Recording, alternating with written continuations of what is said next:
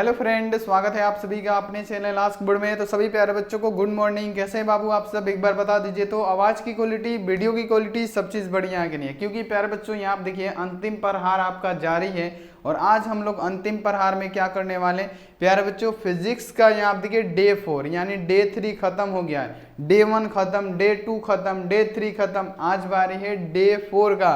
Day 4 का मतलब क्या, चैप्टर 4 का बारी है। और ये प्यारे बच्चों अंतिम प्रहार ना आपके एग्जाम के लिए रामबाण साबित होगा। आप प्यारे बच्चों ये बात ध्यान में रखिएगा। और प्यारे बच्चों आपका जो टाइम है ना वो कम होता चला जा रहा है, इसलिए आप लोगों से एक गुजारिश करेंगे सभी बच्चों से कि आप जो है ना प्यारे बच्चों पेड कोर्स ज्वाइन कर लीजिए। लेट से ज्वाइन कीजिएगा तो आपका प्यारे बच्चों यहाँ पे क्या हो जाएगा, और लेट होता चला जाएगा।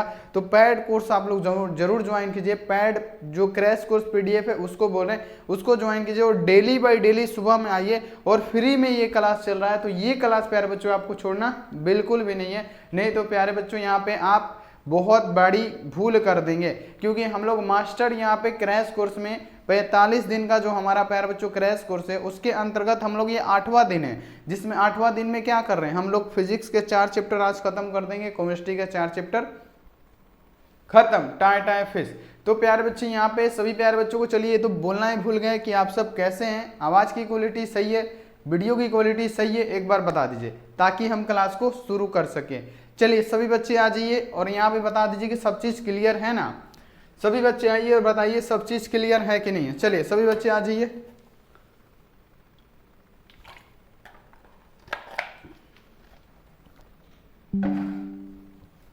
सभी बच्चे एक बार वीडियो को शेयर करते रहिए, क्योंकि ये क्लास किसी को छोड़ना नहीं है।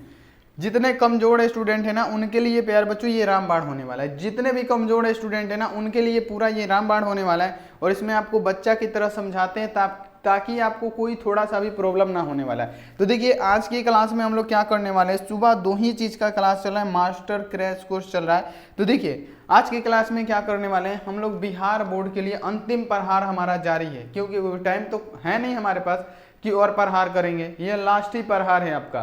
तो यहाँ आप देख लीजिए अंतिम प्रहार है, चौथा दिन है फिजिक्स का, केमिस्ट्री का चौथा दिन हम लोग खत्म कर देने वाले हैं। और यहाँ देखिए जिनकी भी तैयारी नहीं हुई है ना, ध्यान रखिएगा, जिनका भी तैयारी एकदम चौपट लाले नहीं हुआ है तैयारी, प्यारे बच्चों ये 45 दिन का मास्टर कोर्स कर लीजिए। प्यारे बच्चों उम्मीद है कि आपका इससे बहुत हद तक तैयारी हो जाएगा, तो ये आप लोग ध्यान रखिएगा। तो चलिए यहाँ पे 2 काम हम आपसे हमेशा बोलते हैं कि आप लोग कर दीजिएगा। पहले तो चैनल को सब्सक्राइब कर दीजिएगा और बेल आइकन को प्रेस करके ऑल पे कर दीजिएगा। और लाइक नहीं किए हैं फटाफट आप लोग लाइक भी कर दीजिएगा, इतना काम कर दीजिएगा। उसके बाद से आप लोग फ्री व्हाट्सएप ग्रुप में नहीं जुड़े हैं, नंबर लिख लीजिए 91 35 74 20 24। आप इस पे प्यारे बच्चों कॉल करके अगर आप फ्री व्हाट्सएप ग्रुप में जुड़ना चाहते हैं मैसेज कीजिए, और मैसेज करके आप प्यारे बच्चों एक लिंक जाएगा आपके पास, आप उसमें दबा के ज्वाइन कर लीजिए। लेकिन अगर आपको क्रैश कोर्स पीडीएफ लेना है प्यारे बच्चों, उसको पैड ग्रुप में आपको ऐड करना है, इस पे तुरंत कॉल कीजिए और आप लोग जुड़ जाइए, लेट मत कीजिए। थोड़ा सा के लिए प्यारे बच्चों अपने कैरियर को खतरा में मत डालिए। सभी बच्चे क्या यहाँ पे क्रैश कोर्स पीडीएफ ले लीजिएगा तो बहुत फायदा रहेगा। तो चलिए प्यारे बच्चों एक बार सभी बच्चे मुस्कुराते हुए सुबह सुबह, ये जो सुबह है प्यारे बच्चों आज की सुबह में मुस्कुराते हुए शुरू करेंगे। तो आप लोग एक बार बताइए रेडी है ना। और एक पीडीएफ और डाला है वेबसाइट पे, जाके आपको डाउनलोड करना है। कैसे डाउनलोड करना है हम बताएंगे। ऑनलाइन टेस्ट भी लग गया है, कैसे आपको देना है वो भी हम आपको बताएंगे। तो बिल्कुल प्यारे लाल आपको टेंशन नहीं लेना है। तो चलिए बाबू यहाँ पे शुरू करें, एक बार बोल दीजिए सभी बच्चे बोल दीजिए ना प्यारे बच्चे। चलिए सभी बच्चे यस बोलें, क्लास को हम क्या करेंगे शुरू करेंगे। एक ही क्वेश्चन के लिए रेडी रहेंगे मेरे प्यारे बच्चे, सभी बच्चे एकदम रेडी रहिए।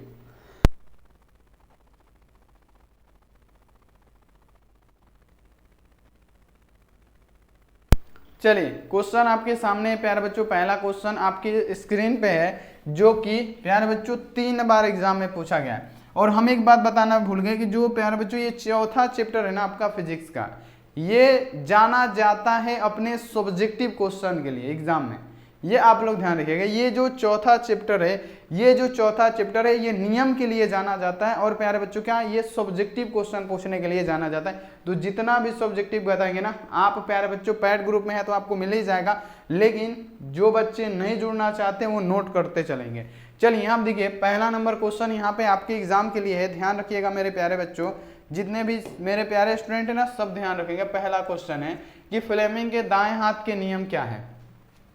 एक क्वेश्चन आता है फ्लेमिंग के बाएं हाथ के नियम क्या है, तो सभी नियम को हम आपको बताएंगे कि फ्लेमिंग का दाएं हाथ का नियम क्या है, फ्लेमिंग के बाएं हाथ का नियम क्या है, ऐसा बताएंगे कि आप लोग अपने हाथ को देख के ही डिफिनेशन लिख दीजिएगा। देखिए क्वेश्चन है कि फ्लेमिंग के दाएं हाथ के नियम का क्या है, यानी ये दाएं हाथ का नियम आपको बताना है। तो देखिए यहाँ पे पहले परिभाषा पढ़िए कि यदि हम अपने दाहिने अंगूठे को तर्जनी, मध्यमा और यहाँ पे अंगूठे को एक दूसरे के लंबवत ऐसे फैलाए कि अंगूठा चालक की दिशा को दर्शाता हो। क्या प्यारे बच्चों, अंगूठा चालक की दिशा को दर्शाता हो और तर्जनी चुंबकीय क्षेत्र की दिशा को दर्शाता हो और मध्यम क्या, परिपथ में प्रवाहित होने वाली धारा की दिशा को प्रदान करता है, जिसे हम लोग क्या कहते हैं, तो प्यारे बच्चों फ्लेमिंग के दाएं हाथ का नियम कहते हैं। बाएं हाथ का नियम नहीं है, दाएं हाथ का, यानी आपका दाहिना हाथ कौन है, ये किस अवस्था में है, ऐसे। ये क्या होता है, देखिए ये जो हमारा होता है, ध्यान रखिएगा, ये है अंगूठा, ये है तर्जनी, यानी ये जो मिडिल फिंगर होता है ना, इसको तर्जनी बोला जाता है। ये क्या है प्यारे बच्चों, मध्यमा। यहाँ देखिए इसको बोला जाता है अनामिका, इसको बोला जाता है कनिष्ठ। तो यहाँ पे प्यारे बच्चों अपने उंगली को कैसे फैलाना है हम आपको बता रहे हैं, कैसे फैलाना है ये हम आपको बता रहे हैं। तो यहाँ देखिए अपने उंगली को ऐसे फैलाए प्यारे बच्चों, कैसे फैलाना, ऐसे लंबवत फैलाना है दाहिने उंगली को कि जो प्यारे बच्चों यहाँ पे अंगूठा हो वो क्या प्यारे बच्चों किसके, तो यहाँ आप देख लीजिए अंगूठा जो हो प्यारे बच्चों किसको दर्शाए, तो यहाँ आप देखिए जो अंगूठा है चालक की दिशा, यानी ये मोशन को दर्शाता है। अपने उंगली को ऐसे फैलाना है। देखिए हम आपको फिर से समझाने की कोशिश कर रहे हैं कि बच्चा भी समझ जाए। देखिए आपको कैसे समझाना है हम आपको बता रहे हैं कि फ्लेमिंग का अगर दायां हाथ का नियम पूछे तो दाएं हाथ कैसा होता है, तो ऐसे आप लोग पहले फिगर बनाइएगा और उसके बाद से लिखना है कि अपने हाथ की उंगलियों को ऐसे फैलाए जो अंगूठा हो प्यारे बच्चों, ये जो अंगूठा है ना, ये अंगूठा किस चीज का प्यारे बच्चों, मोशन की, प्यारे बच्चों क्या, जो अंगूठा हो प्यारे बच्चों चालक की गति को दर्शाता है, ये चालक की गति को दर्शाता है। और ये प्यारे बच्चों जो तर्जनी उंगली है ना, वो यहाँ पे क्या, चुंबकीय क्षेत्र को दर्शाता है। ये जो तर्जनी उंगली हो वो चुंबकीय क्षेत्र को दर्शाता है। और जो प्यारे बच्चों जो माध्यमा उंगली हो ना, ये प्यारे बच्चों परिपथ में धारा की दिशा को दर्शाता, उसे ही हम लोग क्या कहेंगे प्यारे बच्चों, उसे ही हम लोग फ्लेमिंग के दाएं हाथ का नियम कहते हैं। तो चलिए अब हम अपने भाषा में आपको समझाने वाले हैं, आप लोग समझने की कोशिश कीजिएगा कि फ्लेमिंग के दाएं हाथ के नियम क्या है। ये क्या है अंगूठा, ये क्या है तर्जनी, ये क्या है मध्यमा। तो अपने तीनों उंगलियों को ऐसे फैलाना है कि क्या करें प्यारे बच्चों, क्या करें, यहाँ पे पढ़िए, जो अंगूठा है क्या करें, चालक की गति को, यानी जो अंगूठा ये चालक की गति को दर्शाए। ये जो मध्यमा उंगली है, सॉरी यहाँ पे तर्जनी उंगली है, वो क्या करे, चुंबकीय क्षेत्र की दिशा को दर्शाए। और परिपथ में धारा की दिशा को कौन दर्शाए, ये मध्यमा उंगली।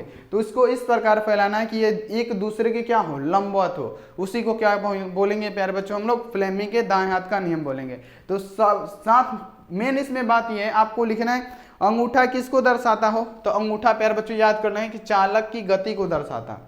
तर्जनी उंगली किसको, तो चुंबकीय क्षेत्र को, कहाँ पे, चुंबकीय क्षेत्र को दर्शाता। और ये प्यारे बच्चों जो मध्यमा उंगली है वो इस प्रकार फैलाना है आपको कि चालक में विद्युत धारा की प्रवाह को दर्शाता, उसकी दिशा को दर्शाता। उसी को क्या बोलेंगे, फ्लेमिंग के दाएं हाथ का नियम बोलेंगे। तो आप लोग लिख दीजिएगा ना प्यारे बच्चों, अंगूठा मोशन को दर्शाएगा, यहाँ आप देखिए मिडिल उंगली किसको दर्शाएगा, फील्ड को दर्शाएगा, इलेक्ट्रिकल मैग्नेटिक फील्ड को दर्शाएगा, और ये क्या, करंट को दर्शाएगा। ये आपको याद रहेगा, ये क्वेश्चन आप लोग याद कर लीजिएगा। ये क्या है, फ्लेमिंग के दाएं हाथ का नियम है। अब ये क्वेश्चन सबसे ज्यादा बार अगर इस चैप्टर का कोई क्वेश्चन है तो फ्लेमिंग के बाएं हाथ वाला नियम है। ये सबसे ज्यादा बार प्यारे बच्चों ये पूछा गया क्वेश्चन है। तो यहाँ पे देखिए ये क्वेश्चन भी आपको याद होना चाहिए। तो ये प्यारे बच्चों क्वेश्चन में देखिए, उस क्वेश्चन में डिफरेंस था, दाएं हाथ में डिफरेंस है और बाएं हाथ में भी डिफरेंस इसका है। तो ये बात आपको ध्यान रखना है। चलिए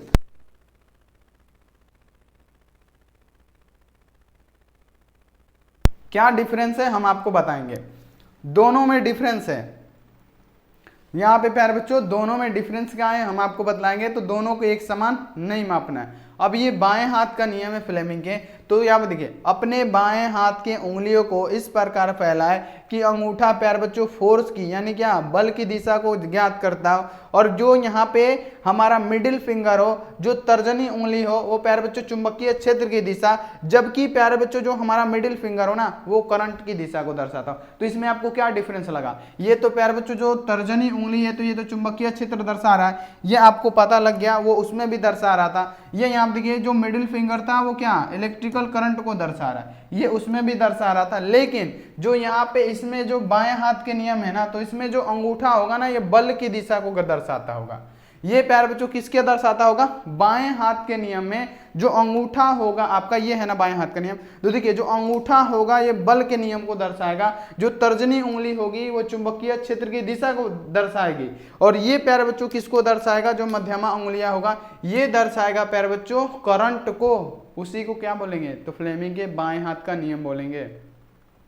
तो ये क्वेश्चन 2 नंबर का भी है, 5 नंबर का भी है। पूछा जाता है कि फ्लेमिंग के दाएं हाथ और बाएं हाथ के नियम को लिखे, तो ये हो गया 5 नंबर। कोई ये दे देगा कि फ्लेमिंग के लेफ्ट हैंड रूल को लिखे, तो प्यार बच्चों ये है गया 2 नंबर। तो देखिए इसमें डिफरेंस क्या है हम आपको बताते हैं, आपको ध्यान रखना है। तो दोनों को एक जैसा मापना बिल्कुल भी नहीं है, एक जैसा कंपेयर नहीं करना है। देखिए फ्लेमिंग के बाएं हाथ के नियम के अनुसार क्या होता है, तो अपने तीनों उंगलियों के बाएं हाथ के तीनों उंगलियों को जो कि लिखना है आपको तर्जना, मध्यमा और अंगूठा को इस प्रकार फैलाए कि ये तीनों एक दूसरे के क्या हो, परस्पर लंबवत हो। पहले तो ये होना चाहिए कि तीनों एक दूसरे के परस्पर लंबवत हो, जिसमें जो अंगूठा होगा वो बल की दिशा को दर्शाएगा, और देखिए जो तर्जनी उंगलियां होगी चुंबकीय क्षेत्र यानी वेक्टर बी की दिशा को दर्शाएगी, और जो मध्यमा उंगलियां होगी प्रेरित विद्युत धारा यानी करंट को दर्शाएगा, जिसे हम लोग क्या कहेंगे, तो फ्लेमिंग के बाएं हाथ का नियम कहेंगे। याद प्यारे बच्चे इतना रखना है कि बाएं हाथ के नियम में अंगूठा फोर्स की दिशा को दर्शाता है, बल की दिशा को दर्शाएगा, लेकिन दाएं हाथ में देखिए यहाँ पे क्या था, अंगूठा किसको दर्शा रहा था, अंगूठा प्यारे बच्चों दर्शा रहा था चालक की गति को इंगित करता है। अंगूठा दाएं हाथ के नियम में क्या, ये मोशन को दर्शा रहा है। तो ध्यान इसी में रखना है कि बाएं हाथ में अंगूठा फोर्स की दिशा को दर्शा रहा है, और दाएं हाथ में क्या कर रहा है, चालक का मोशन को दर्शा रहा है। तो ये आपको याद रखना है, याद रहेगा, क्वेश्चन इंपोर्टेंट है, समझ लीजिए। बच्चे की तरह आपको समझा रहे हैं और आपको ऐसे ही लिख देना है। एक बार बताइए कि प्यारे बच्चों ये क्वेश्चन आएगा तो छूटेगा, आप छूटेगा, एक बार बताइए कि छूटेगा, ये क्वेश्चन आएगा तो छूटेगा प्यारे बच्चों, एक बार कमेंट कीजिए तो छूटेगा। टाइम इस टाइम लेते हैं लेकिन प्यारे बच्चों पूरा समझा भी तो देते हैं। चलिए समझ में आ गया, मजा आ रहा है ना। इसी प्रकार प्यारे बच्चों आपको हर चीज वो समझाएंगे, ऑर्गेनिक केमिस्ट्री को भी बाबू की तरह, बच्चा की तरह लो लो लो लो लो करके समझाएंगे, जैसे अभी आपको समझा रहे हैं। तो यहाँ पे सब चीज समझ में आने वाला है, बस विश्वास बना के रखिए। देखिए यहाँ देखिए 3 नंबर क्वेश्चन आपके सामने है, पढ़िएगा थोड़ा कि लॉरेंज बल किसे कहते हैं, लॉरेंज बल किसे कहते हैं, 3 बार आया हुआ क्वेश्चन है, ध्यान रखिएगा। लॉरेंज बल किसे कहते हैं, लॉरेंज बल प्यारे बच्चों अगर आपसे पूछा जाए तो जब किसी आवेशित कण क्षेत्र चुंबक में प्रवेश करता है, जब कोई आवेशित कण चुंबकीय क्षेत्र में प्रवेश करेगा, कोई आवेशित कण है वो क्या कर रहा है, चुंबकीय क्षेत्र में गति कर रहा है। तो प्यारे बच्चों यहाँ देखिए, तो आवेशित कण पर एक बल कार्य करता है, इसी बल को हम लोग क्या कहते हैं, लॉरेंज बल कहते हैं, और इसी को हम लोग चुंबकीय बल भी कहते हैं। देखिए हमारे कहने का मतलब ये है मेरे प्यारे कि ये जो डिफिनेशन है, अगर ये याद नहीं होगा ना तो आपको कोई भी डिफिनेशन हम बोल देते हैं कि याद नहीं होने वाला इस जन्म में। क्योंकि प्यारे बच्चों देखिए इसमें लॉरेंज बल क्या होता है, तो लॉरेंज बल क्या होता है, तो जब कोई एक आवेशित कण चुंबकीय क्षेत्र में गति करता है, क्या करता है प्यारे बच्चों, यहाँ देखिए जब कोई एक आवेशित कण क्या हो जाए, चुंबकीय क्षेत्र में गति करता है, तो उसमें प्यारे बच्चों उस आवेशित कण पर एक बल कार्य करता है। क्या करता है, उस आवेशित कण पे क्या करेगा, एक बल कार्य करेगा, जिसे ही हम लोग क्या कहेंगे प्यारे बच्चों, लॉरेंज बल कहेंगे, और उसी को हम लोग क्या कहते हैं, तो चुंबकीय बल भी कहते हैं। उसी को हम लोग क्या कहते हैं, चुंबकीय बल भी कहते हैं। फिर से समझाते हैं बच्चा की तरह। यहाँ पे देखिए, जब कोई एक आवेशित कण चुंबकीय क्षेत्र में गति कराया जाता है, जब किसी आवेशित कण को चुंबकीय क्षेत्र में गति कराया जाता है, तब क्या होता है, तो उस कण पे एक कार्यकारी बल कार्य करता है, एक बल उस पे कार्य करता है, जिसे ही हम लोग लॉरेंज बल कहते हैं, और इसे ही हम लोग चुंबकीय बल भी कहा जाता है। याद रहेगा। अब यहाँ पे लिखिएगा आप लोग कि लॉरेंज बल की दिशा कण तथा चुंबक क्षेत्र दोनों के चालक की दिशा के लंबवत होती है। ध्यान रखिएगा कि लॉरेंज बल की जो दिशा होती है कण तथा चुंबक क्षेत्र दोनों के चालक की दिशा की क्या होती है, ये लंबवत होती है। तो यहाँ पे आपको ये भी याद कर लेना, याद रहेगा। ये इंपॉर्टेंट, यहाँ देखिए सब्जेक्टिव के लिए ही जाना जाता है ये चैप्टर प्यारे, ये सब्जेक्टिव के लिए ही जाना जाता है, तो ये आपको याद कर लेना है। अगला आज है कि जब किसी चालक तार में विद्युत धारा प्रवाहित की जाती है तो क्या होता है। गजब का क्वेश्चन है कि जब किसी चालक तार में अगर विद्युत का प्रवाह होगा तब क्या होगा। तो यहाँ पे आपको यहाँ पे याद कर लेना है। यहाँ पे देख लीजिए, सॉरी ये क्या है, बायो सर्वट का नियम है, हम तो लिखना ही भूल गए। चलिए क्या है, बायो सर्वट का नियम है। देखिए ये क्या है, बायो सर्वट का नियम। तो यहाँ पे प्यारे बच्चों लिख लीजिएगा, ये क्या है, बायो सर्वट का नियम, यहाँ पे लिख दीजिएगा। ये क्या है, बायो सर्वट का नियम है। बायो सर्वट का नियम क्या बोलता है, आप लोग लिख लीजिएगा प्यारे बच्चों। हम यहाँ पे क्वेश्चन डालना भूल गए हैं, तो यहाँ पे आप लोग डाल लीजिएगा कि बायो सर्वट का नियम क्या होता है। बायो सर्वट का नियम क्या होता है, वही क्वेश्चन है। कई बार देखिएगा कितना बार आपके क्वेश्चन में पूछा गया है कि बायो सर्वट का नियम क्या है। तो देखिए बायो सर्वट का नियम क्या कहता है, तो जब किसी चालक तार में विद्युत धारा प्रवाहित की जाती है तो क्या होता है, चालक के चारों ओर चुंबकीय क्षेत्र उत्पन्न हो जाता है। उसे ही हम लोग क्या कहते हैं, बायो सर्वट का नियम कहते हैं। बस इतना ही बायो सर्वट का नियम है।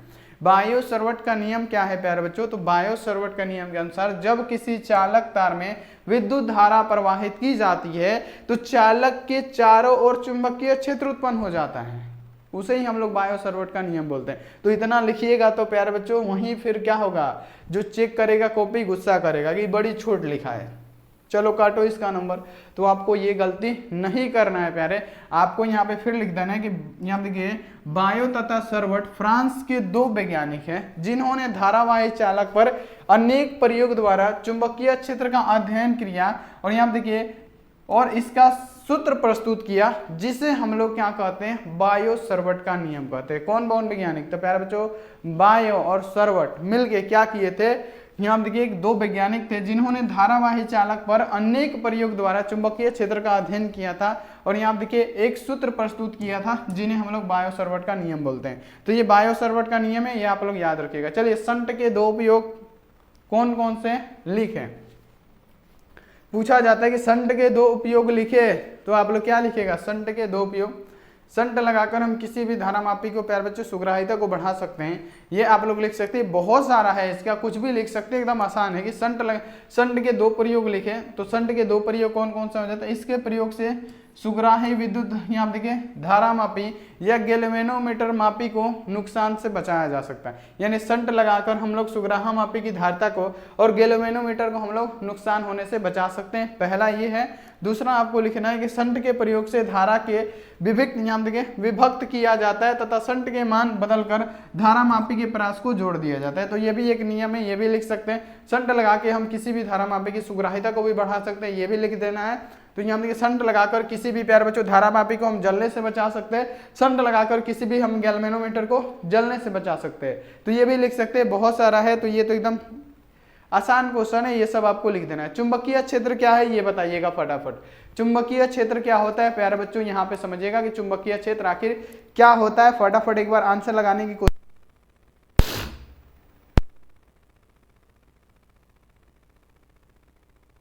प्यारे बच्चों यहाँ देखिए चुंबकीय क्षेत्र क्या है, यहाँ पे आप लोग एक बार इसका आंसर लगाने की कोशिश कीजिएगा कि चुंबकीय क्षेत्र क्या होता है। तो देखिए चुंबक का जो अपना क्षेत्र होता है उसे चुंबकीय क्षेत्र कहते हैं, तो नॉर्मल यहाँ पर डेफिनेशन हो गया। तो देखिए किसी चुंबक के चारों ओर का वह क्षेत्र जिसमें चुंबकीय सुई एक बल आघूर्ण स्थापित करती है, जिसके कारण चुंबकीय सुई क्या होती है, घूमकर एक निश्चित दिशा में ठहरती है, उसी को हम लोग क्या कहते हैं, चुंबकीय क्षेत्र कहते हैं। ये क्वेश्चन पूछा जाता है प्यारे बच्चों, तो ये सब क्वेश्चन आपको याद होना चाहिए कि चुंबकीय क्षेत्र क्या होता है। तो किसी चुंबक के चारों ओर का वह क्षेत्र जिसमें चुंबकीय सुई एक बल आघूर्ण स्थापित करता है, चुंबकीय सुई एक बल आघूर्ण स्थापित करता है, जिसके कारण चुंबकीय सुई घूमकर एक निश्चित दिशा में ठहरती है, जिसे हम लोग चुंबकीय क्षेत्र कहते हैं। तो ये भी साथ में आपको याद रखना है। और प्यारे बच्चों आप लोग पैड ग्रुप क्यों नहीं ज्वाइन करते, आखिर ज्वाइन कीजिएगा लेकिन लेट से, तो आपका क्या फायदा होगा, जल्दी से जल्दी सभी बच्चे आज ही ज्वाइन कर लीजिए। यहाँ पे नंबर लिख देते हैं 91 35 74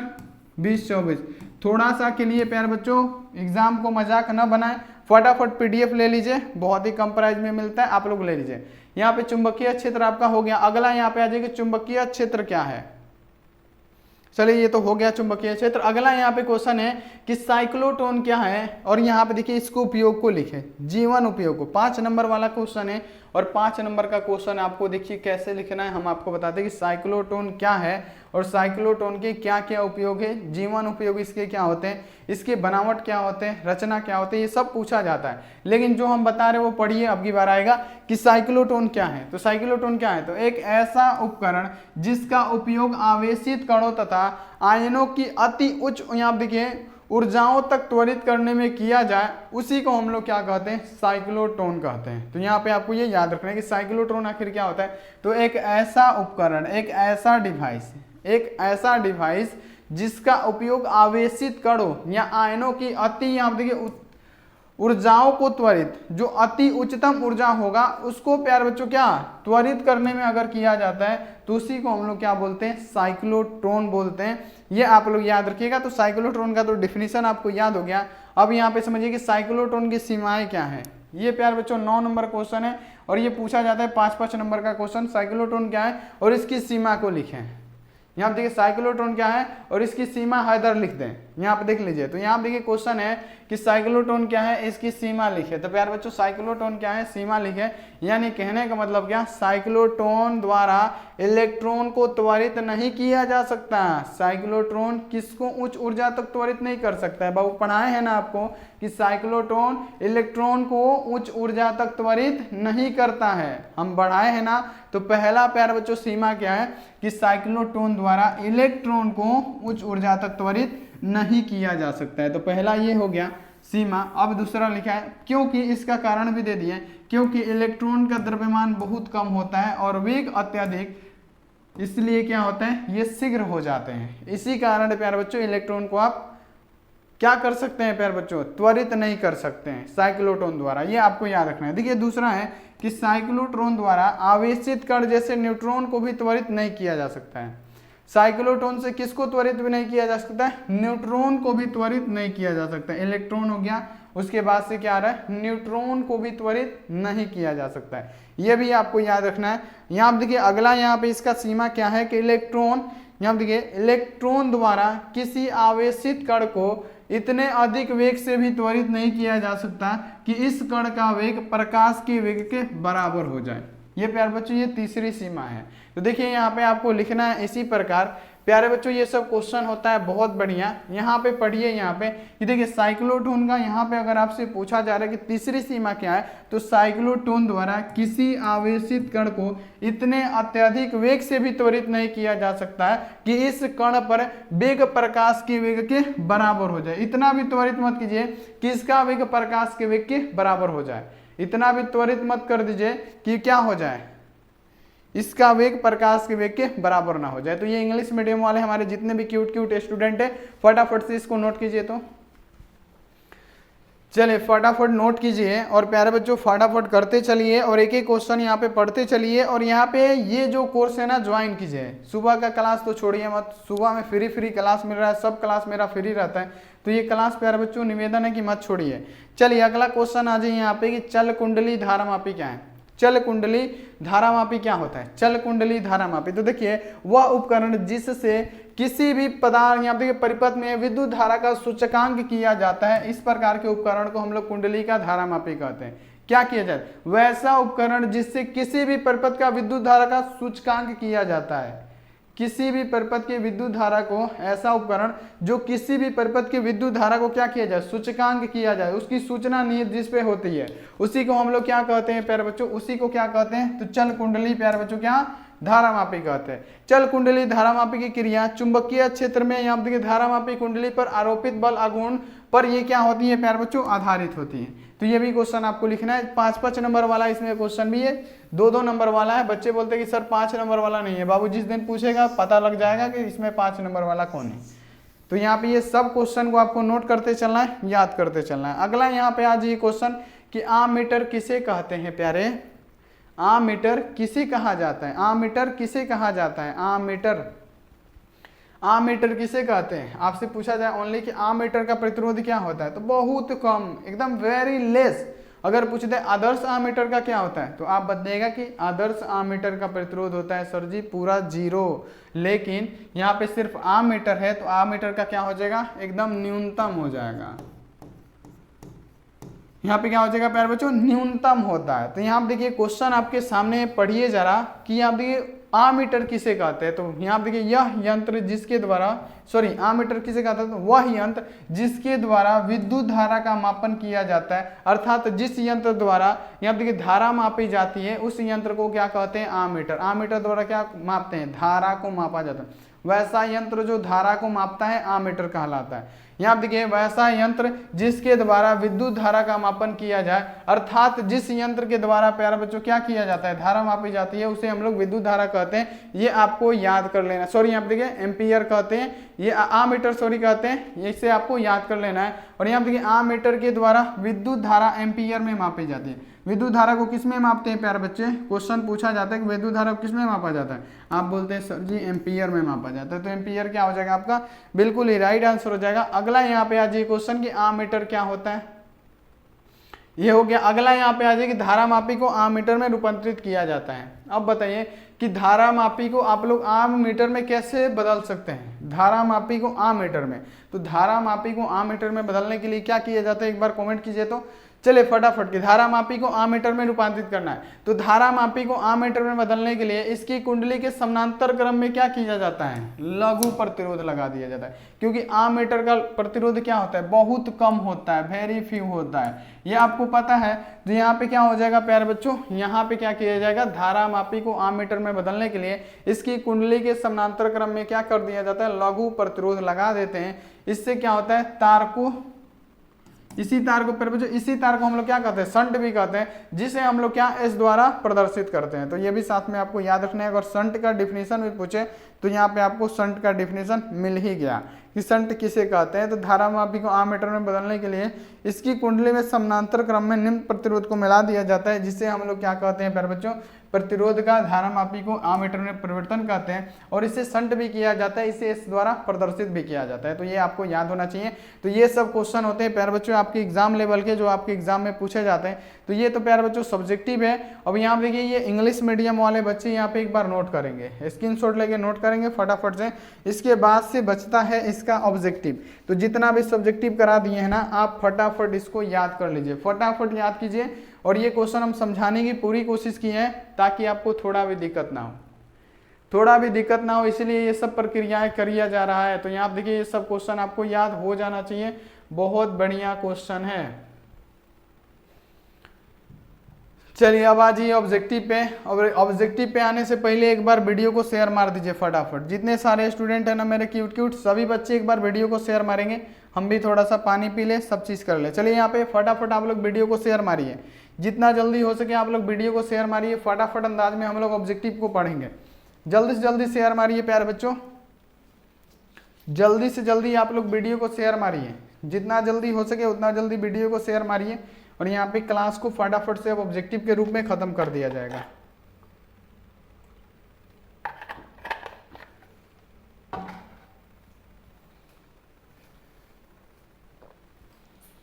चलिए प्यारे बच्चों पहले नंबर क्वेश्चन का आंसर लगाते चलिए। तो पहले नंबर क्वेश्चन का आंसर लगाइए। तो त्वरित आवेश क्या उत्पन्न करता है, आवेश क्या है, त्वरित है। तो त्वरित आवेश प्यारे बच्चों क्या उत्पन्न करता है, एक बार बताइएगा जरा। रुक जाइए बाबू, 1 मिनट आप लोग रुक जाइए। चलिए अब यहाँ पे स्टार्ट होगा आपका ऑब्जेक्टिव, और आप लोग एक एक बच्चे यहाँ पे जवाब देने के लिए रेडी रहिएगा। एक एक क्वेश्चन महत्वपूर्ण है। चलिए त्वरित आवेश उत्पन्न करता है, तो त्वरित आवेश क्या उत्पन्न करता है, ध्यान रखिएगा। त्वरित आवेश की बात करें तो त्वरित आवेश क्या उत्पन्न करता है, तो ये विद्युतीय और चुंबकीय क्षेत्र दोनों उत्पन्न करता है। तो यहाँ देखिए क्या हो जाएगा, विद्युतीय एवं चुंबकीय क्षेत्र दोनों, यानी डी वाला ऑप्शन यहाँ पे क्या हो जाएगा, पूरा राइट आंसर हो जाएगा। आप लोग प्यारे इसे याद कर लीजिएगा। अगला आ जाइए कि 30 डिग्री सेल्सियस पर आवेशित कण चुंबक क्षेत्र में प्रवेश करता है तो उसका पथ क्या हो जाएगा। 30 डिग्री सेल्सियस पर आवेशित कण चुंबकीय क्षेत्र में प्रवेशित करता है तो प्यारे बच्चों उसका पथ क्या हो जाएगा, तो प्यारे बच्चों उसका पथ जो होगा वो क्या हो जाएगा, हेलिकल हो जाएगा। तो यहाँ पे क्या होगा, बी ऑप्शन आपका सही होगा। अगला यहाँ पे आ जाइए क्वेश्चन कि जब किसी आम आपी को शंट किया जाता है तो इसकी माप सीमा। अमापी को संट किस लिए किया जाता है? ताकि इसकी माप सीमा बढ़ाई जा सके। अमापी को संट कीजिएगा तो क्या होगी? सीमा हैदर बढ़ेगी, यानी माप सीमा बढ़ जाएगा। ए वाला ऑप्शन क्या होगा? राइट आंसर हो जाएगा। आप इसे याद कर लीजिएगा। अगला आज ये क्वेश्चन कि यहाँ देखिए विद्युत धारा के चुंबकीय प्रभाव की खोज की थी। विद्युत धारा के चुंबकीय प्रभाव की खोज किसने की थी? तो विद्युत धारा के चुंबकीय प्रभाव की खोज किसने की थी? प्यारे बच्चों, विद्युत धारा के चुंबकीय प्रभाव की खोज किसने की थी? तो प्यारे बच्चों ओस्टर्ड ने किया था। ओस्टर्ड ने। फटाफट बताइए 4 का क्या होगा प्यारे बच्चों? फटाफट यहाँ पे राइट आंसर बता दो। चलिए वेरी गुड वेरी गुड। चलिए अगला क्वेश्चन आइए। अगला क्वेश्चन आपके सामने है। अगला क्वेश्चन है कि यहाँ पे देखिए धारावाही कुंडलियां, यहाँ पे धारावाही वृत्तीय कुंडली के केंद्र पर उत्पन्न चुंबकीय क्षेत्र होता है। धारावाही वृत्तीय कुंडली के केंद्र पर वृत्तीय कुंडली के केंद्र पे चुंबकीय क्षेत्र होता है। प्यारे बच्चों क्या होता है? तो यहाँ पे आपको याद रखना है कुंडली के तल के ये लंबवत होता है। तो यहाँ पे मान देना है कुंडली के तल के लंबवत होता है, ये आप लोग याद रखिएगा। अगला क्वेश्चन आ जाइए कि एक गैल्वेनोमीटर को आमीटर में, अभी हम बताएं कि धारामापी को आमीटर में कैसे बदलिएगा। तो आपने बताया समानांतर क्रम में निम्न प्रतिरोध जोड़ के हम लोग धारामापी को आमीटर में परिवर्तित कर सकते हैं। तो वही राइट आंसर हो जाएगा। गैल्वेनोमीटर को किस में चेंज करना है? आमीटर में चेंज करना है। तो गैल्वेनोमीटर को आमीटर में कैसे चेंज कीजिएगा? तो प्यारे बच्चों समानांतर क्रम में आपको निम्न प्रतिरोध यानी लघु प्रतिरोध जोड़ना पड़ेगा, यानी ए वाला ऑप्शन यहाँ पे क्या होगा? आपका परफेक्टली राइट आंसर हो जाएगा। आप इसे याद कीजिएगा। चलिए एक गैल्वेनोमीटर को वोल्ट मीटर में, अब वोल्ट मीटर का प्रतिरोध क्या होता है? बहुत ज्यादा होता है। वोल्ट मीटर का प्रतिरोध बहुत ज्यादा होता है, ये आपको पता है प्यारे। वोल्ट मीटर का प्रतिरोध क्या होता है? बहुत ज्यादा होता है। तो अब यहाँ पे क्या करना है? गैल्वेनोमीटर को वोल्ट मीटर में तो क्या करना पड़ेगा? श्रेणी क्रम में आपको उच्च प्रतिरोध लगाना पड़ेगा, ध्यान रखिएगा। गैल्वेनोमीटर को वोल्ट मीटर में बदलना है, आमीटर में नहीं बदलना। आमीटर में तो हम क्या करेंगे? समानांतर में निम्न जोड़ देंगे, आमीटर में परिवर्तित हो जाएगा। लेकिन अगर आपको परिवर्तित करना है किस में? वोल्ट मीटर में, तो आपको क्या करना पड़ेगा? श्रेणी में आपको उच्च प्रतिरोध जोड़ना ही पड़ेगा, ये आपको याद कर लेना है। चलिए अगला क्वेश्चन आ जाइए प्यारे बच्चों की एक आदर्श आमीटर का प्रतिरोध होता है। आदर्श है, आमीटर क्या है? एक आदर्श आमीटर है। तो आपको बताना है आदर्श आमीटर का प्रतिरोध होता है, एकदम शून्य मार देना है। यहाँ पे क्या हो जाएगा? डी वाला ऑप्शन सही हो जाएगा, जो कि आप लोग इसको सही कर दीजिएगा। अगला क्वेश्चन कि एक आदर्श वोल्ट मीटर का प्रतिरोध क्या होता है? आदर्श क्या है? वोल्ट मीटर है। वोल्ट मीटर क्या है? आदर्श है। अब आदर्श वोल्ट मीटर का प्रतिरोध क्या होगा मेरे प्यारे? ये क्वेश्चन का आंसर लगाइए कि आदर्श वोल्ट मीटर है, तो वोल्ट मीटर क्या है? आदर्श है, तो ये क्या हो जाएगा? अनंत हो जाएगा। ओनली वोल्ट मीटर का प्रतिरोध होता तो बहुत ज्यादा ये अधिक मारते हम लोग, लेकिन यहाँ पे क्या है? आदर्श लग गया है तो हम लोग क्या मारेंगे? अनंत मारेंगे। तो अनंत हमारा क्या हो जाएगा? राइट आंसर हो जाएगा। ये अधिक क्या हो जाएगा? गलत हो जाएगा। तो ये भी साथ में आपको याद रखना है। अगला यहाँ पे आ जाइए क्वेश्चन कि चुंबकीय क्षेत्र, यहाँ देखिए चुंबकीय बल क्षेत्र का मात्रक क्या होता है? चुंबकीय बल क्षेत्र का, तो यहाँ पे आप क्या जवाब दीजिएगा मेरे प्यारे कि चुंबकीय बल क्षेत्र का मात्रक क्या होता है? चुंबकीय बल क्षेत्र का मात्रक क्या होगा? चलिए 10 का राइट आंसर बता दीजिए। तो यहाँ पे बताइएगा चुंबकीय बल क्षेत्र का मात्रक होता है टेस्ला, यानी हमारा क्या हो जाएगा? बी वाला ऑप्शन राइट आंसर हो जाएगा, जो कि आप लोग याद कर लीजिएगा। अगला यहाँ पे आ जाइए और सबको पीडीएफ भी डाउनलोड करना है, कैसे करना है हम आपको लास्ट में बताने वाले हैं। चलिए रज्जु धारा की चुंबकीय बल रेखाएं होती है। रज्जु धारा की चुंबकीय बल रेखाएं कैसी होती है? रज्जु धारा की चुंबकीय बल रेखाएं कैसी होती है? तो रज्जु धारा की चुंबकीय बल रेखाएं होती है धारा के चारों ओर वृत्तीय, धारा के चारों ओर वृत्तीय होती है, यानी ए वाला ऑप्शन आपका सही होगा। आप प्यारे इसे याद कर लीजिएगा, बहुत ज्यादा महत्वपूर्ण क्वेश्चन है, तो याद तो करना पड़ेगा मेरे भाई, आप लोग इसको याद कर लीजिएगा। चलिए अगला क्वेश्चन आ जाइए। अगला क्वेश्चन आपके सामने है कि एक आदर्श परिनलिका की धारा को 2 गुना कर दिया जाए तो इसके अंदर चुंबकीय यहाँ देखिए प्रेरण सदिश का मात्रक क्या होगा? धारा की यहाँ पे क्या परिनलिका में धारा को 2 गुना कर रहे हैं, तब यहाँ पे अगर आपसे पूछा जाए प्यारे बच्चों ये क्वेश्चन कि आप देखिए प्रेरण सदिश का मात्रक क्या होगा, तो प्रेरण सदिश भी हमारा क्या हो जाएगा? 2 गुना ही होगा। तो यहाँ पे क्या मारिएगा? प्रेरण सदिश आपका 2 गुना ही होगा, 2 गुना आपका राइट आंसर हो जाएगा। चलिए अगला यहाँ पे आज ये क्वेश्चन कि 2 गतिशील आवेशों के बीच कौन सा बल लगता है? आवेश क्या है? गतिशील है। तो पहले तो ये विद्युतीय क्षेत्र और चुंबकीय क्षेत्र दोनों उत्पन्न करेंगे, ये आपको याद रखना है। और यहाँ पे पूछा गया कि 2 गतिशील आवेशों के बीच कौन सा बल लगता है? तो 2 गतिशील आवेशों के बीच प्यारे बच्चों केवल कूलम्ब बल लगता है। तो कूलम्ब बल कौन से ऑप्शन में है? तो प्यारे बच्चों क्या होता है? ये वाला। और कूलम्ब बल क्या होता है, केंद्रीय बल और विद्युतीय बल दोनों होता है। इसलिए क्या होगा, दो गतिशील आवेशों के बीच कौन सा बल लगेगा, तो केवल चुंबकीय बल लगेगा। ये आपको याद रखना है। चलिए आप देखिए चुंबकीय क्षेत्र का एसआई मात्रक क्या होता है, चुंबकीय क्षेत्र का एसआई मात्रक, तो प्यारे बच्चों क्षेत्र है ना, तो क्षेत्र है तो कुछ सोचना नहीं है, आपको मार देना है किस पे, टेस्ला पे, जो कि आपका क्या होगा, टेस्ला आपका सही आंसर हो जाएगा। आप इसे याद कर लीजिएगा। और हम बार बार आपको बोलते हैं कि क्रैश कोर्स पीडीएफ ले लीजिएगा, फायदा में रहेंगे, लास्ट में आपको पछताना नहीं पड़ेगा। तो ले लीजिएगा, नंबर 1 कॉल करके बात कर लीजिएगा 91 35 74 20 24, और आपको क्या करना है, ले लेना है क्रैश कोर्स पीडीएफ। चलिए अगला क्वेश्चन आ जाइए। अगला क्वेश्चन है कि चुंबकीय क्षेत्र या चुंबकीय प्रेरण की बीमा क्या होती है। चुंबकीय क्षेत्र बोलिए या चुंबकीय प्रेरण की बीमा क्या होती है, तो क्या होता है, ए इनवर्स होता है ml के पावर 0 t के पावर -2, यानी क्या हो जाएगा प्यारे बच्चों, हमारा ए वाला ऑप्शन सही होगा। यहाँ पे आप लोग इसको याद कर लीजिएगा, बहुत ही ज्यादा यहाँ पे क्या होता है, ये इंपॉर्टेंट क्वेश्चन होता है। चुंबकीय क्षेत्र हो या चुंबकीय प्रेरण की बीमा हो, ये डायमेंशन आपको याद होना ही चाहिए। अगला आज ये क्वेश्चन 16 नंबर की, दो समानांतर तारों में विपरीत धाराओं में धाराएं प्रवाहित होती है तो क्या होती है। दो समानांतर तार है और दोनों में क्या होता है, विपरीत धाराओं में क्या होता है, धाराएं प्रवाहित किया जाता है, यानी धारा का प्रवाह दिया जाता है। तब क्या होगा उस स्थिति में, तो वे एक दूसरे को विकर्षित करेंगे, ना कि वो आकर्षित करेंगे। तो यहाँ पे क्या हो जाएगा, वे एक दूसरे को विकर्षित करेंगे, यानी ए वाला ऑप्शन आप यहाँ पे क्या होने वाला है, आपका राइट आंसर होने वाला है। तो आप इसे याद कर लीजिएगा। अगला यहाँ पे आज ये क्वेश्चन आपके सामने है। चलिए यहाँ पे कि चल कुंडली गैल्वेनोमीटर के बनाने का सिद्धांत किस पे आधारित होता है, एक बार आंसर लगाइए।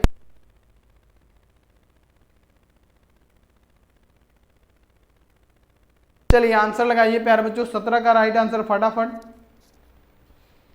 17 का राइट आंसर बता दीजिए कि चल कुंडली गैल्वेनोमीटर के बनाने का सिद्धांत ये चुंबक के धारा प्रभाव पे, धारा के चुंबकीय प्रभाव पे होता है, उसमें पे नहीं होगा। तो यहाँ पे आपको किस पे मारना है, धारा के चुंबकीय प्रभाव पे, चुंबक का धारा पर प्रभाव। देखिए 17 नंबर क्वेश्चन को सही से पढ़िएगा, आंसर सही से लगाइएगा कि चल कुंडली गैल्वेनोमीटर के बनाने का सिद्धांत किस पे आधारित होता है, तो धारा के चुंबकीय प्रभाव पे होगा, चुंबक के धारा का प्रभाव नहीं होगा। ये गलत आंसर हो जाएगा, तो ए वाला ऑप्शन आपका सही होगा।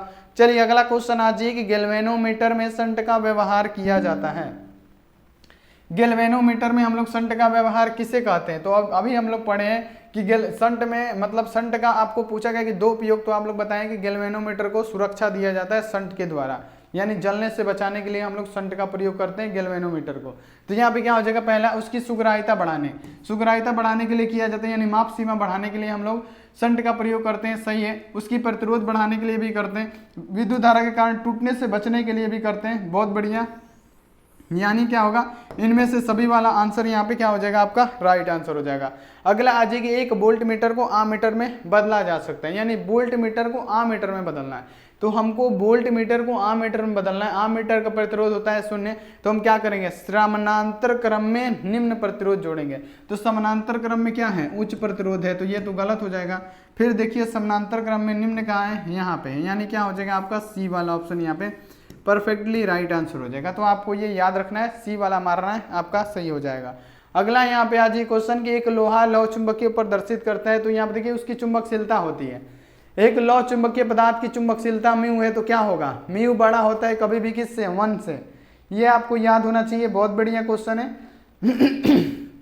अगर आपसे पूछा जा रहा है कि एक लोह, यहाँ पे देखिए एक लौह चुंबकीय पदार्थ की चुंबकशीलता म्यू होती है, तो क्या होता है, म्यू कभी भी बड़ा होता है किससे, 1 से।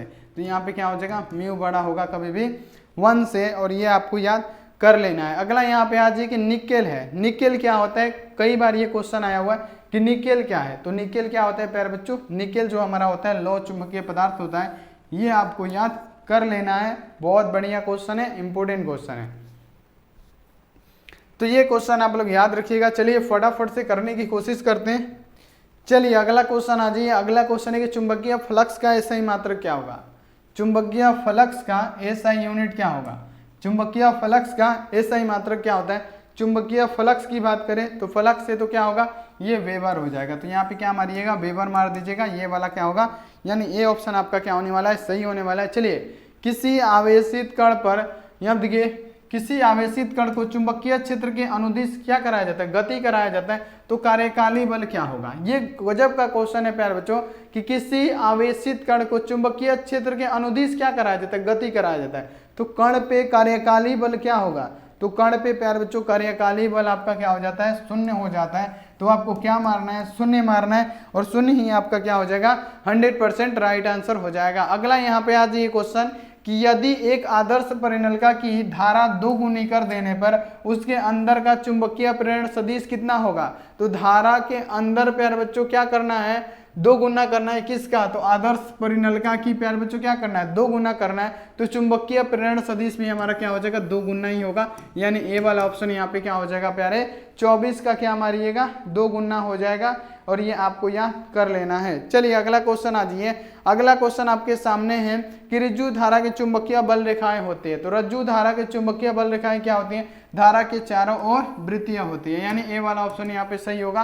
प्यारे लाल इसको भी सही कर देना है। अगला आ जाइए कि हेनरी प्रति मीटर मात्रक है। हेनरी प्रति मीटर किसका मात्रक है, एक बार बताइए तो, किसको मापा जाता है, हेनरी प्रति मीटर किसकी इकाई है तो प्यारे बच्चों किसकी, तो स्वप्रेरकत्व का मात्रक हेनरी पर मीटर, आपको पता है ना, स्वप्रेरकत्व का मात्रक हेनरी पर मीटर, तो ये आपको प्यारे याद कर लेना है। अगला आज ये क्वेश्चन आपके सामने है प्यारे बच्चों। अगला क्वेश्चन का आंसर लगाइए कि एक वोल्ट मीटर यहाँ देखिए प्रतिरोध R ओम भी वोल्ट है, एक वोल्ट मीटर यहाँ देखिए जिसका प्रतिरोध R है और उसका यहाँ देखिए वोल्टेज भी है, इसका मापन परास N है, तो यहाँ पे पूछा गया कि बढ़ने के लिए इसको श्रेणी क्रम में जोड़ने वाले प्रतिरोध का मान क्या होना चाहिए, तो n-1 इंटू R होना चाहिए। तो प्यारे बच्चों क्या हो जाएगा, n-1 इंटू R आपका राइट आंसर होगा और ये क्वेश्चन भी आपको याद करके जाना है। चलिए यहाँ देखिए गैल्वेनोमीटर को, यहाँ देखिए गैल्वेनोमीटर में शंट का व्यवहार किया जाता है। गैल्वेनोमीटर में शंट का व्यवहार किस लिए होता है,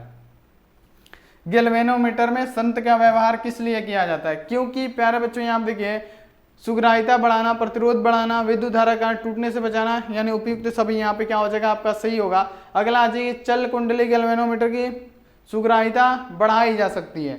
चलिए चल कुंडली गैल्वेनोमीटर की सुग्राहिता कैसे बढ़ाई जा सकती है, ये आपको याद कर लेना है, बहुत बढ़िया क्वेश्चन है। तो कैसे बढ़ा सकते हैं प्यारे बच्चों, तो चुंबकीय फ्लक्स को बढ़ाकर हम लोग क्या कर सकते हैं, फेरों की संख्या की नहीं, चुंबकीय फ्लक्स को बढ़ाकर इसकी गैल्वेनोमीटर की सुग्राहिता को भी हम लोग बढ़ा सकते हैं। तो ये आप लोग याद कर लीजिएगा, ये क्वेश्चन भी बहुत महत्वपूर्ण है।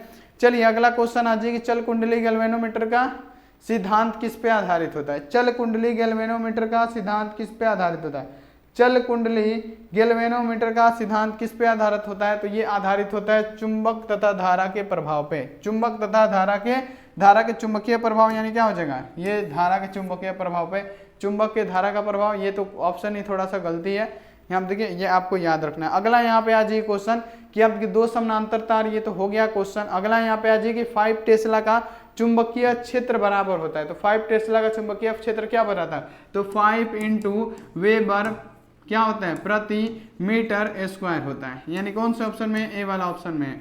5 इंटू क्या होता है WB वेबर प्रति मीटर स्क्वायर होता है 5 टेस्ला का चुंबकीय गुण, जो कि ए वाला ऑप्शन में दिख रहा है, ए वाला ऑप्शन आपका सही होगा। अगला यहाँ पे आ जाइए क्वेश्चन की चुंबकीय क्षेत्र या चुंबकीय प्रेरण की विमा, अभी हम बताए हैं, ये भी क्वेश्चन हो चुका है, 2 बार हो गया है, तो प्यारे बच्चों इसको याद कर लेना है।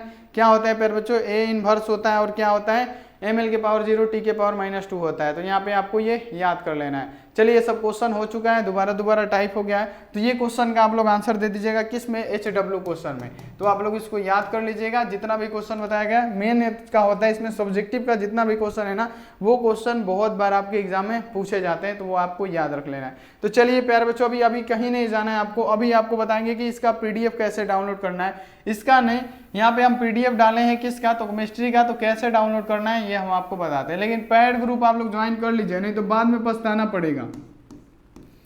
पैड ग्रुप प्यारे बच्चों आपको ज्वाइन कर लेना है। नंबर है यहाँ पे क्या 91 35 74 20, 24 थोड़े से के लिए प्यारे बच्चों क्रैश कोर्स पीडीएफ ले लीजिए, आपके एग्जाम में बहुत काम देगा, बात मानिए बाबू। तो चलिए यहाँ देखिए, यहाँ पे सबसे पहले सीख लीजिए कि कैसे आपको ऑनलाइन टेस्ट देना है, कैसे क्या करना है। सबसे पहले अपने फोन में गूगल या क्रोम को ओपन करना है। यहाँ पे जैसे ही आप लोग गूगल या क्रोम ओपन कीजिएगा, सर्च बार में लिखना है ASKBOARD, आस्क बोर्ड लिख के सर्च कीजिएगा, आपके सामने खुल जाएगा। जैसे ही खुलेगा आपको यहाँ पे ऐसा दिखेगा, इसी पे एक बार टैप करना है। जैसे ही टैप कीजिएगा प्यारे बच्चों, यहाँ पे देखिए ऐसा खुलेगा, ध्यान रखिएगा ऐसा खुलेगा। यहाँ पे देखिए पहली बात तो आपका केमिस्ट्री का ऑनलाइन टेस्ट चल रहा है, तो आपको ये केमिस्ट्री का ऑनलाइन टेस्ट आपको खोलना है। सबसे पहली बात ये केमिस्ट्री का ऑनलाइन टेस्ट चल रहा है, केमिस्ट्री का ऑनलाइन टेस्ट आप लोग अपना आके दीजिएगा। उसके बाद से डाउनलोड करना है ना प्यारे बच्चों, तो यहाँ पे जैसे फिजिक्स का लिखा है ना, यहीं पे लिखा होगा केमिस्ट्री का, और यहाँ पे आके उसको डाउनलोड कर लेना है, 100% होगा। तो आइए फटाफट से प्यारे बच्चों क्या कीजिए, डाउनलोड कर लीजिए। तो प्यारे बच्चों यहाँ देखिए, ये तो क्लास खत्म हुआ, आज का डे 4 फिजिक्स का खत्म हुआ, लेकिन अभी 11 बजे यहाँ पे हम क्या बोले, रिवीजन करवाएंगे चैप्टर 1 से चैप्टर 4 तक का। किसका, तो केमिस्ट्री का। तो प्यारे लाल आना है आपको और आके वो पूरा क्लास करना है। 11 बजे रिवीजन का आज होगा। तो आइए प्यारे बच्चों रिवीजन के क्लास में मिलते हैं। तो थैंक्स फॉर वाचिंग, ऐसे ही प्यार बनाए रखिए, लाइक कीजिए, सब्सक्राइब कीजिए, शेयर कीजिए, और जिनका प्यारे बच्चों पीडीएफ लेना है वो जल्दी से जल्दी अभी कॉल करें हमारे पास, अभी के अभी पीडीएफ आपको मिल जाएगा बहुत कम प्राइस में। तो चलिए मिलते हैं इस अगले क्लास में। आप लोग अपना ध्यान रखिए, मन लगा के पढ़ाई कीजिए। Take care and bye.